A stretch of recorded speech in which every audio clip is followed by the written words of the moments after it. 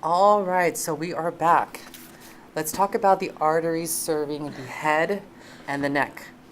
So let's look first at the vertebral artery.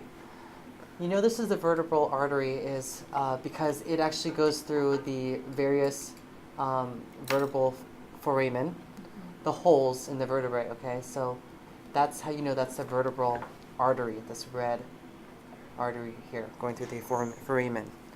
Um, we also have. I think on here as well, right? Is that it, or is that the internal already? I think that's a vertebral in there too.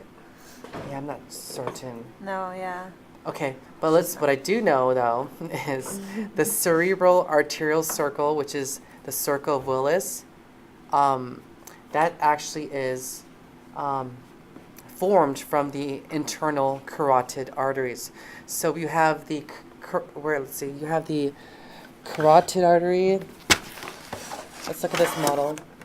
You have the carotid arteries here branching up. You have the right, the left, right, left, and these branch up and become eventually the internal and external carotid arteries. So from the Adam's apple, it branches from the common to the internal and external carotid arteries.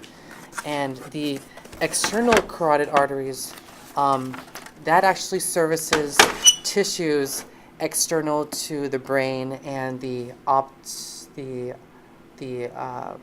external to they service tissues. Brain and orbit?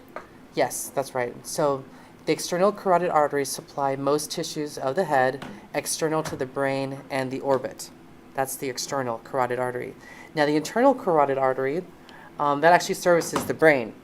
So that's why it has a thicker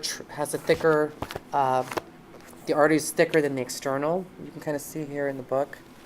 The internal is a lot thicker than the external. And so you can see the internal, it services within the brain. And that's what forms the circle of Willis, also known as the cerebral arterial circle. So it is the internal carotid artery that becomes the cerebral arterial circle, or the circle of Willis, which is the arteries within the brain. The external carotid arteries. Some other arteries we don't have to know, yeah. Yes. And then Luckily. we can see that on some of the models. This one doesn't have it, but we can actually see it right up here.